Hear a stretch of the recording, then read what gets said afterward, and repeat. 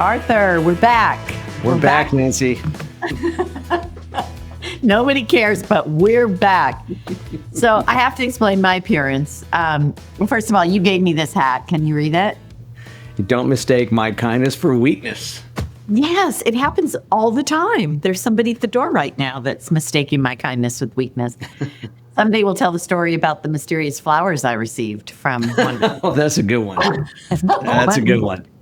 One of the construction workers. But anyway, unsigned. I thought I was being stalked by a serial killer.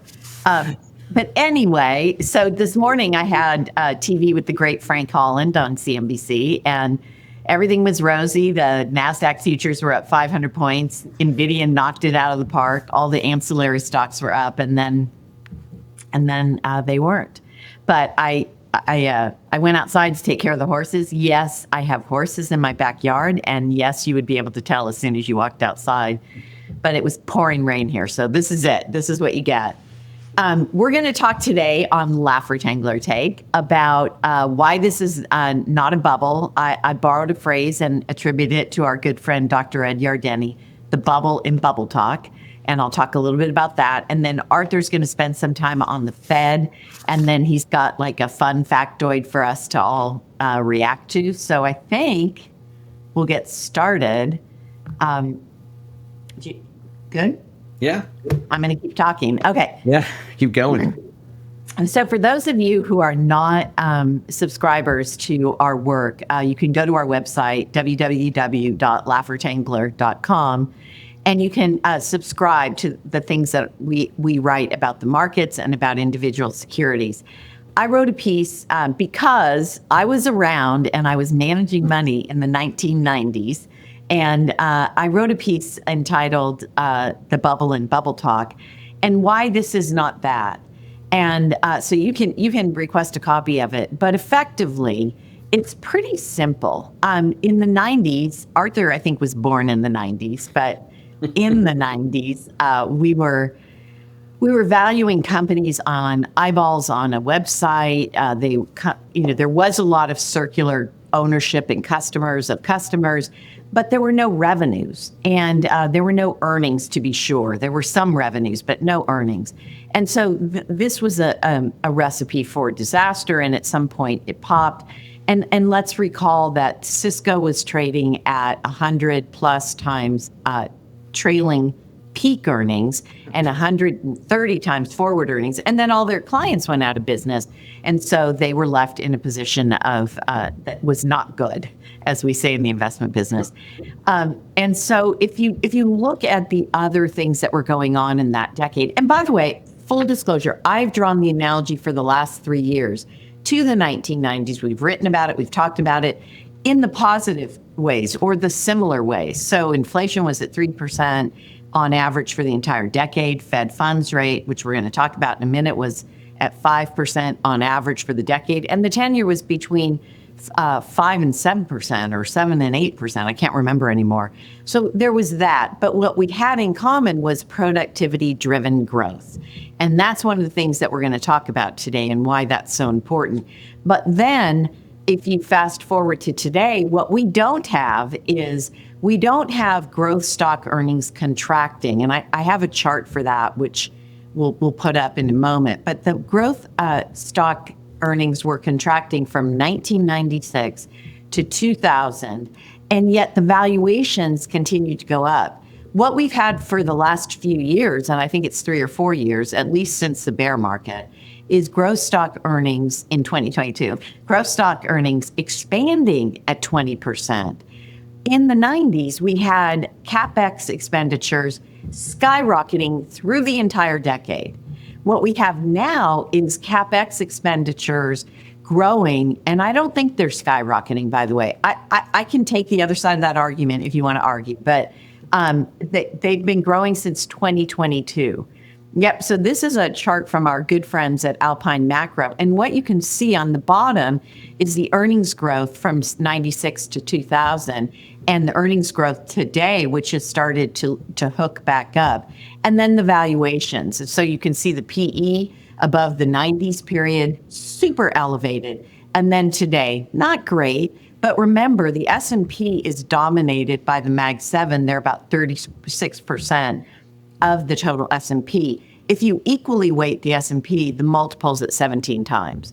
So I don't have any problem with us being concentrated if it's in the very best companies, and it is. These companies are growing earnings growth at about 20%. So there's all this talk about a bubble, Arthur, and as you know, it infuriates me because they're getting people to move out of the market, and it's the hedge funds, it's the short sellers, and it's, I believe, and then I'll stop talking, the people who got out during the taper tantrum, or the tariff tantrum, when we were actually adding to names like Tesla at 240 and NVIDIA at 105 and Palantir at 88, and they forgot to get back in. And so they're talking down the market in ways that don't feel right to me. So, and a lot of them, by the way, don't even manage money on some of the networks. I know this is a common theme. The viewers don't realize this, but we talk about how crazy it is and how harmful it is, really, that these media cycle focuses so much on, like, AI's days are over and everything's hinging on NVIDIA, and NVIDIA misses, and who even knows what a miss is anymore, because there's so much overblown expectations sometimes. And that if all of a sudden, if NVIDIA's growth isn't fast enough, it's not good. If it's not fast enough, that means the whole AI trade should unwind. Yeah. And I think you told me this, Nancy. I think you told me this several times. You're like, this is not like the dot-com bubble. These companies have not only huge amounts of cash flow, but they actually have a lot of cash. I mean, some of these companies could buy their own countries. And so these are very different companies than the dot-com crash, where once it popped, that was it. To your point about Broadcom. No, was it? No, sorry, Cisco. Cisco? Yeah. Very different, right. Very different environment. Thank you for bringing that up, because they do have fortress balance sheets. And one of the poster children for, oh my gosh, they're spending too much money is Oracle. And yet we met with the company and they said, hey, we're going to defend our investment grade rating. We get it. We're not going to issue debt indefinitely. And really, so far, they've issued an additional $18 billion. And then there's a whole bunch more, but it's on their secured lines of credit that they haven't accessed yet. So, I mean, don't get me wrong. I am worried about OpenAI. I think if anything is set up for a potential failure, it's a company where the CEO is trying to figure out, how do I monetize AI fast enough so that I can drive my revenue growth? Not a big fan of the erotica application that he's adding. I much prefer what Elon's doing at XAI. But the point is, as Satya Nadella said, we're going to build these data centers. And if somebody goes out of business, we were talking about this word earlier, they are fungible, and, we'll sell them to somebody else. Don't forget also the sovereigns that want in on this. So you saw the big hoo-ha in Saudi Arabia. They're buying 600,000 NVIDIA chips, and they're building a 500 megawatt data center with Elon and the company they started called Humane. This is real. We're hearing it, and then I really will stop talking. We're hearing it at the company level. So the analysts at LTI or Laffer Tengler get on every single earnings call, and they write them up, and we talk about it. And what we're hearing across sectors, and this is important, folks, because Wall Street analysts cover an industry. Journalists ask people like us what we think. But our analysts are covering an economic cross-section of the economy. And so we're getting, input. One analyst covers retail and technology, and another covers REITs and industrial. Very different responses, pharmaceuticals and consumer staples. But what we're hearing is the same thing. Companies are using AI to enhance profitability, not just through cost cutting, but through faster product development, productivity improvements, fraud detection. Financial services are using it in spades. So anyway, and it's occurring everywhere. It's not narrow like it used to be. It used to be that all of these kind of productivity gains on the labor side were really they're exclusive purview of just U.S. industrial manufacturing. So it was like the robots putting cars together. And this stuff is now spreading out into the whole real economy, and it's actually seeping into the bedrock. So we all hear this stuff. I think you were telling me, I didn't actually get a chance to see it, that when the NVIDIA call came out, that there was a conversation between the head of NVIDIA and Elon Musk about putting data centers in space. Oh, I know. That was in Saudi Arabia. It's so cool. Solar panels will be cheaper because they're going to be solar powered and the sun's always out in space. Yep. I don't actually think I knew that. They're not going to have problems cooling the chips. I didn't tell you this, but Jensen said, we're building a supercomputer for Humane, which is for the Saudis. And he said 95% of it, of the bulk and the weight is to cool the chips. Yeah. He goes, if we can solve that problem, we'll have supercomputers that are this big. So I don't know, I don't know the dynamics, but I think Elon and Jensen do. And what I don't know is, I think we talked a couple of weeks ago about quantum computing. And I don't know, I know what quantum computing is, generally speaking, but I don't know like the actual physical aspects of quantum computing. Does it actually run hotter than the current group of chips that we have? I have no idea. I know it runs faster, but does it require, X amount of more power to run? Does it run hotter? Do the chips fail faster? I know we're not there yet, but that's going to be pretty interesting to see how that kind of starts to slowly replace the current batch of chips and how these guys all adapt. Well, one of our analysts was at a technology conference this week, and he was quoting different people, and I was like, well, who were they? And you get a lot, in our business, you get a lot of opinions. There are a lot of really smart people, which does not mean they're good investors. I don't think I'm that smart. I don't think you think I'm that smart. You don't have to be if you're pulling and gathering information from different places. But a lot of these folks believe their own, like this Michael Burry, he got The Big Short right during 2008, 2009. He hasn't been right since. Yeah. But he shorted a bunch of these companies and he started this sell-off. And then he shut down his fund. I don't know what that's about. But so I don't know. I don't know that we have to know, because there's super smart people that are working on this stuff. And I think we will see quantum computing before the companies say we're going to see it. That's my prediction. Yeah. For what it's worth. All right. You want to talk about coming back down to earth? Yeah. We're gonna go swim in the swamp in DC. Our favorite topic. We had a good market this morning after following the NVIDIA earnings, and then it kind of petered out. And I think one of the things is the news cycle started shifting back to some of the rhetoric around from the president, but other people about the direction of the Fed. You got one more meeting this year. Just 2-3 weeks ago, or right at the last Fed meeting, everybody was saying, okay, we got 2 more cuts coming. We got the last cut, and then we're going to have one in December. And then all of a sudden, Jerome Powell popped the balloon and said, oh, hey, it's not a done deal. And so now you've got the odds showing a Fed funds cut in December, a 25 basis point cut in December, like around 53%. So basically even Steven. And what's interesting is the minutes were just released, Nancy, yesterday, right? And yeah, it's clear that the voting board, the whole board, the whole Federal Reserve, the FOMC, even non-voting members are not in consensus or even close to consensus as whether or not they think we should have another cut this year. And so markets don't like that. They want the gas on the fire. And so I created a little slide here. And I called it the Fed is at a crossroads, but it's actually at 2 crossroads. It's not just one. And I'll bring this up really quick. Nice.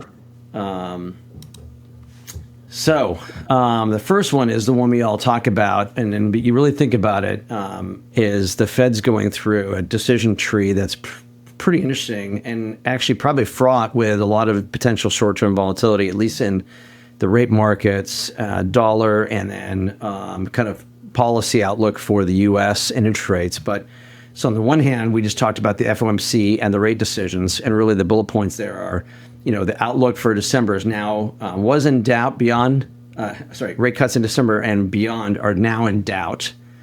And at least that's the narrative. The Fed minutes showed increased conflict. So you had a whole bunch of people that said, yeah, great, we're going to cut in November, but we're not sure we need to cut in December. And then on top of that, you've got new Trump appointees that are pushing for faster rate cuts. right now specifically in the form of Myron, who actually, I think his term actually, he's filling out the remainder of a term. So he's actually coming up in, I think, beginning of February. Yeah, he is. But the other part of this is actually an extension of that. So it's the leadership change.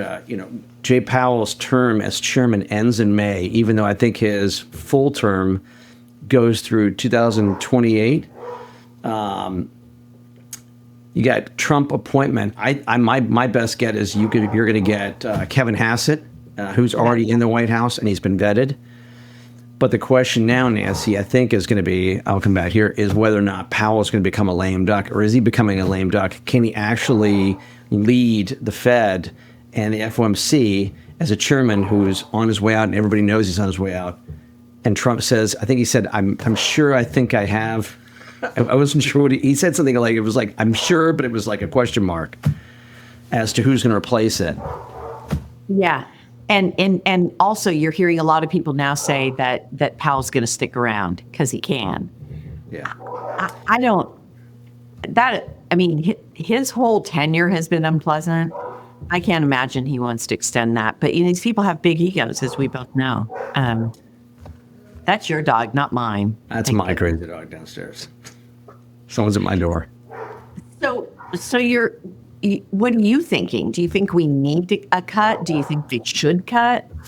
I think the biggest, I think it doesn't, I think December really doesn't matter. We had 100 basis points in cuts very early, right around the election time last year. So we had 100 basis points quickly. We've had a couple more. I think 25 basis points, if it's in December or January, in the scheme of things, isn't going to move the needle. And more importantly, the reason it isn't is if you're worried about labor and not inflation, labor is a second order derivative of rates. So the way it works is you lower rates to push capital into the banking to make more loan activity, right?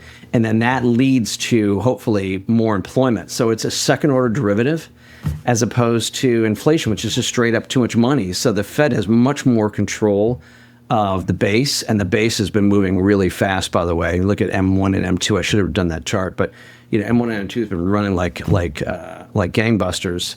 And the question we have is, are we really in a labor issue, or is it really an economy that's in policy transition between being really, really heavily service-oriented, and now we've got a president who's trying to rebuild manufacturing, and this economy is trying to shift gears and change lanes at the same time.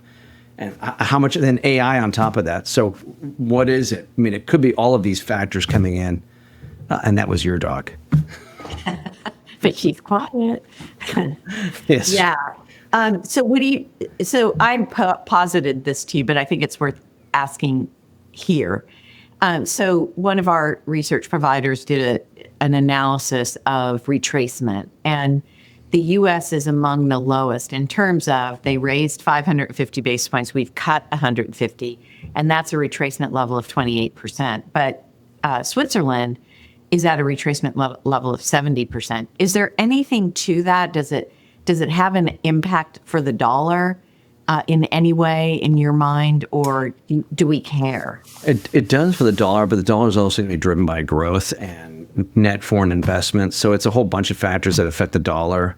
There's the whole FX spread between the rate you're coming from, the rate you're going to if you're trying to move currencies. But I think really what's the most important thing here with regard to monetary policy, the economy, we've got an economy running, and GDP now is what, 4.1? Yeah. So this economy is firing on all cylinders right now. And 4% for an economy of our size is a really big number. You're looking at like $1.3 trillion of increase in GDP in a year at 4%. Wow. So we're putting up huge numbers. So the question is, cutting rates? I mean, you want the economy to grow faster? You want 6%? I mean, I guess, is money really not available? And credit spreads would tell you that money's really available. Monetary base, M1, is telling you money's out there. So cutting rates, is it really going to help? I mean, it may throw more gas on the fire, but I don't think you have to have a rate cut. You can stretch them out much longer. I mean, if it's just to get housing, my question is, why isn't the administration doing other policy initiatives to actually encourage investment in housing, building housing, encouraging buyers. A 50-year mortgage is kind of garbage, but if you could get portability on low rate mortgages, you could actually get people to move out of this and get their houses and sell. You just got this weird thing going on right now with housing. Portability would solve what would really solve the problem is deregulation, but I don't think we're going to see that. Yeah. You know what I've gone through just to get a permit for a garage in Scottsdale. I mean, you'd think I was building the Taj Mahal. Nuts. And it's, so we started this project in March. They're still out there, and it's November. The good news is, my car's filthy, but at least like my stuff isn't melting in the back of the car like it was in June. But it would help if it would lower costs for builders, to be sure. But I think you're right. Portability would be the most important. What about the debt? I just want to ask you one last question about interest rates. Do you think that is what's behind Trump, or do you think his maniacal focus on interest rates, or do you think it's, just more about keeping the economy going? I don't know why we need it if we've got all the benefits from the one big, beautiful bill. I think this might actually be very specific to Trump. Trump is a real estate guy. That is, if you look at his whole career, what did he do? He built buildings, he built casinos. He's a builder. So he really, I think personally, his touchstone is going to be real estate, because he really, really understands real estate very well, and because that's his whole career. Yeah. And I think that's why he thinks that's really an important solution. And look, at lower rates will make more people, 30-year mortgages more affordable. It absolutely will.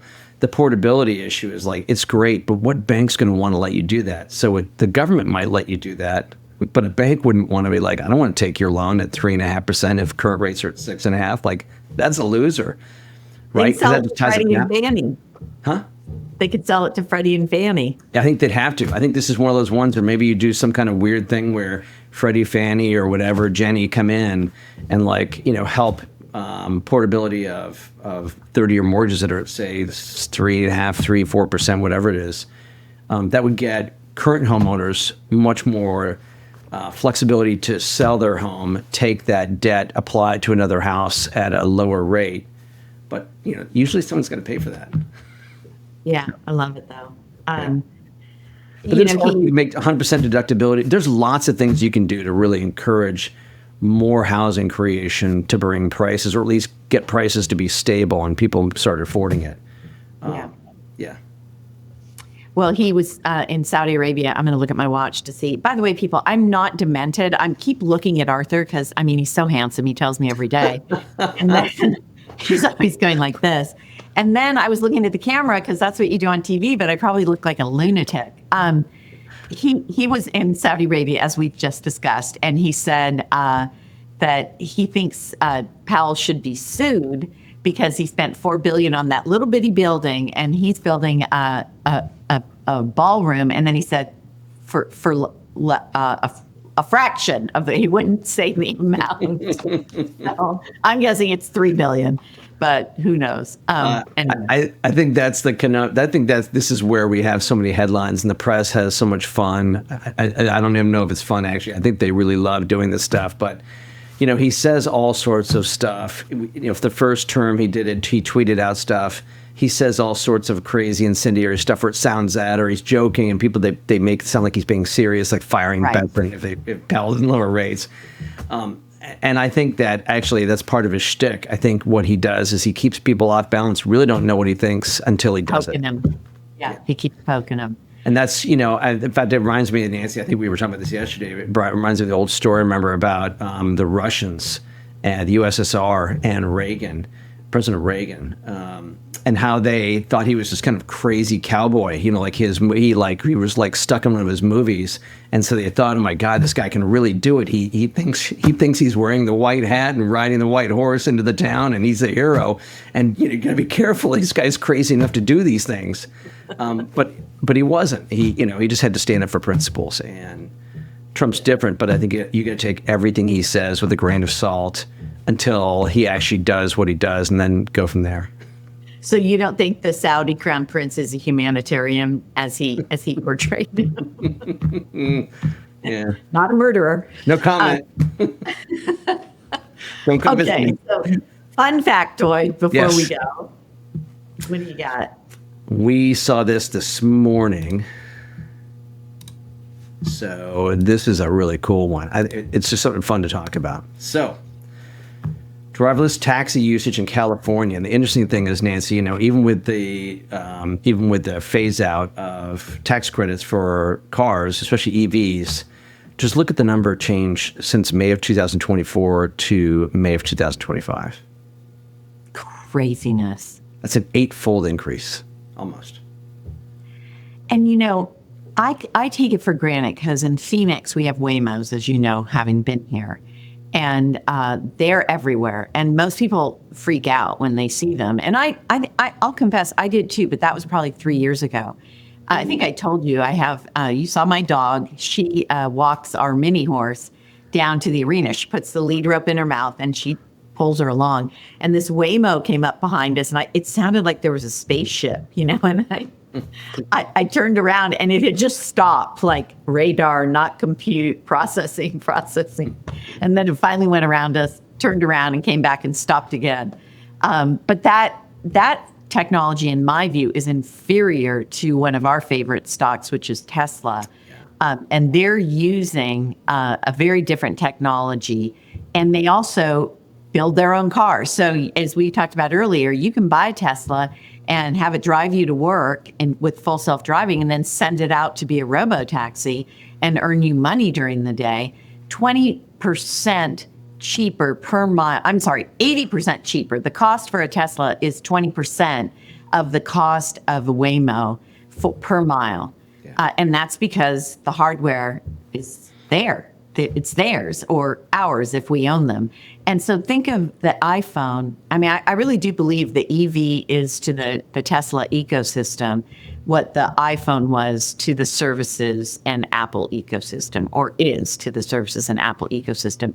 So I found that chart really surprising and fascinating. In San Francisco, California, of all places. Yeah. And you think about California, it's been much more favorable from a policy standpoint to encouraging people to buy EVs. They have their own subsidies, which I think are still in place, if I remember correctly. I think that's right. But then you've got other places like when I come visit the office in Scottsdale. I mean, there's so many Waymos, and to your point, Tesla's coming out, I think, pretty soon with an autonomous car. So it's not just like it drives while you're in it. It drops you off at the airport, and then it heads home, or it goes out and picks up a few fares on the way home, and you earn some money. Yeah. It's amazing. Well, that's pretty exciting. I will say I want one, but you actually have to have a garage to have one. So I'm still waiting. Okay, I think that was it. Yes, and no. Just to recap, earnings and growth, PE ratios don't look exorbitantly high, do they, Nancy? They don't, Arthur. And go ahead. Sorry. I was going to say, and then also the Fed, whether they cut or not in December, probably really in the scheme of things doesn't matter. My guess is if they don't do it in December, they might do it in January. Or the data comes in and shows labor's not a problem and inflation still is, in which case they won't cut. And that everybody should buy a Tesla. Yeah, please. And you have been 100% right on this whole robotics thing. We did, when we were in our previous live stream, we did a segment on this, and you found the examples of the machine that lays tile. I forget what the other one was. Was it roofing? I don't remember. Yeah. And the lasers on the ag crops. I mean, there's so many now. Yep. And so I think, it's very exciting. It can also be scary. I get it. I read an article that people are, afraid of AI, but I do think in the hands of responsible operators, and even though Elon is the man everyone loves to hate, or many love to hate, he has been morally responsible in his endeavors. And just think, you don't have to go any further than Neuralink, where he's, attempting to help people that are paralyzed or can't hear. I mean, whatever the issue is, they are focused on serving humanity. And yes, he makes money. I'm okay with that. If he makes money, I make money. So anyway, that's but he seems to reinvest it too. It's not like he's just like he's got the billions and he's junketing around and getting married in Milan, right? Yeah. That's right. The $1 trillion package is going to be paid to him in stock. But I guess what I want to say is if you have any examples that you've seen of robots doing something super cool, please send them to us at laffertengler.com, and we'll involve you in this crazy podcast and just learn about new things that are going on all over the country. So. All right, everybody. Thank you very much. Have a great week. We'll see you next week. Thanks, Arthur. Thanks so much. Thanks, Nancy.